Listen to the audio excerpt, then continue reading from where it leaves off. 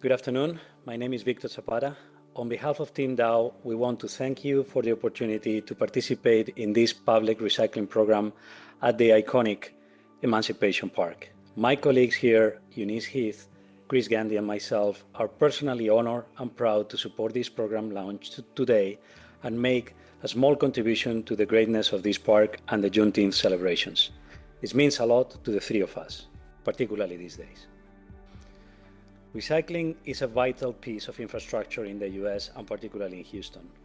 Over the last few months, the world has gone through a pandemic that has reconfirmed the importance of protection. Packaging plays a critical role in food protection and product safety. However, waste management remains an issue. And the importance of programs like the program that we are going to talk today is because it allows us to revert all that waste back into the economy so that we close the circle. It's very important that this waste is used or reused again so that we avoid the usage of fossil-based materials and we close the circular economy. So with that, I'm going to turn it to Chris Gandy, who is going to elaborate more on this recycling program and on how to recycle. Chris? Recycling is a pretty simple process once you establish good habits. And the first part of that process, when you look to recycle a package, you have to ensure that that package is clean and dry. Try to remove as much of that food product as you possibly can. Then the second step, understanding the labeling process. Most commonly, recycling has a labeling system 1 through 7. Number 1 and 2 are most commonly recycled. Number 1 being like a water bottle, and number 2 being like a detergent bottle that you have to clean your laundry. Items 3 through 7 can be recycled as well, but depending on your city and your state. So it's important for you to understand what can and can be recycled. Now, the last step in this process is understanding where to take that package.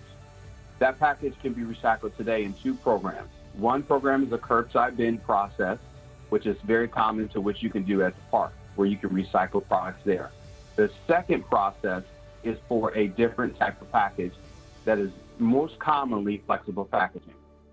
The Recycling Center store drop-off program allows recycling of flexible package for like grocery bags, toilet paper overwrap, and food packaging pouches like granola packaging.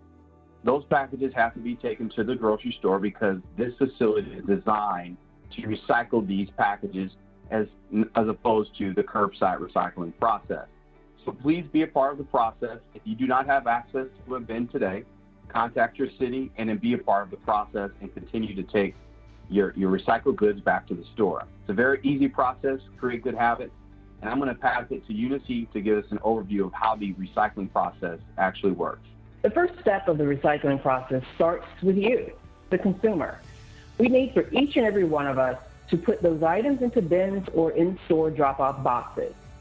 Without this first and very important step, these materials won't make their way into a circular economy.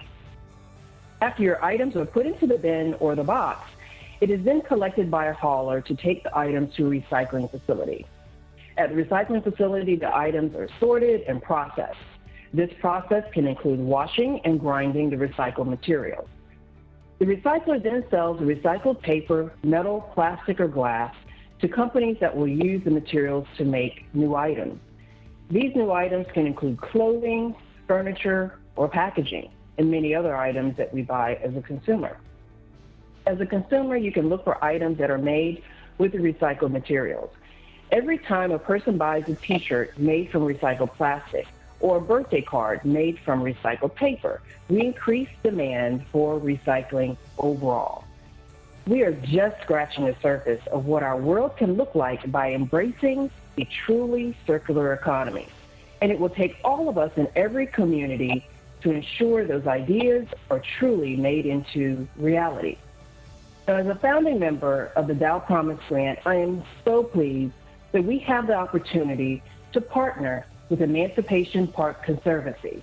Thank you.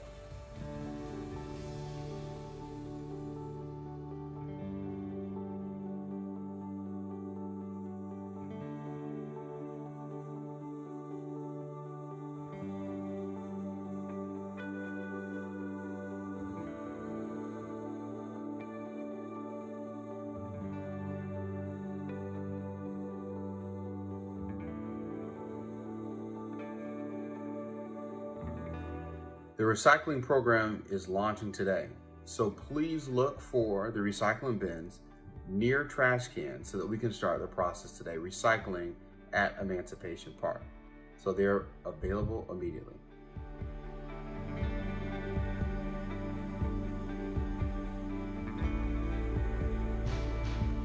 The most common items you can put in are metal and aluminum cans. They have to be rinsed and drained. Plastics, you have to be concerned about 1 through 5 and 7, but again, they have to be rinsed and drained, but they cannot be flexible packaging. Cardboard and cartons, both of these can be placed in there, but you also have to be very careful. Items like milk, juice, sauce, crackers, cream, beans, water, broth, wine, all of these items, you have to be careful that it is clean as well. Paper, a key one that we should be recycling. Newspaper, catalogs, magazines, phone books. And effective recently and immediately, glass. Glass is accepted now in your green curbside recycling bin.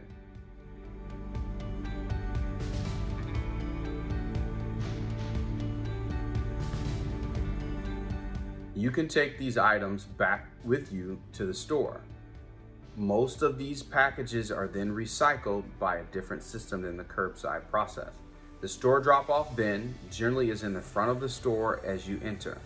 You can visit the website at www.how2recycle.info, how2recycle.info, and put in your zip code to find the closest store drop-off location next to you.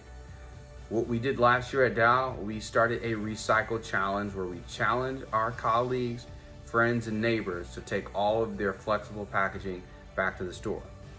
So how about capture a video of you returning your recycling back to the store drop-off system and inspire your friends and family to be a part of that process.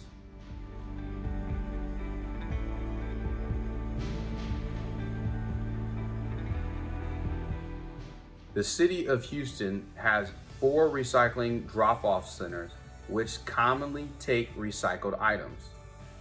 A list can be found on Houston's solid waste website.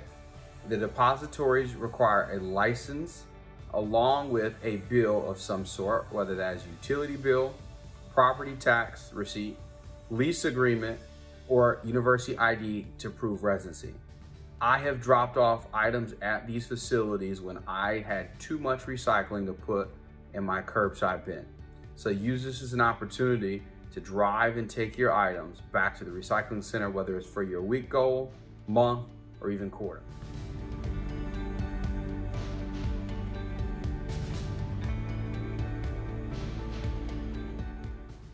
You can send construction materials to the city's reuse warehouse. The reuse warehouse benefits the community by providing a space for excess building materials that would otherwise be dumped in local landfills. The reuse warehouse accepts these materials and makes them freely available for reuse by any nonprofit organizations. More information can be found at www.houstontx.gov/solid waste/reuse.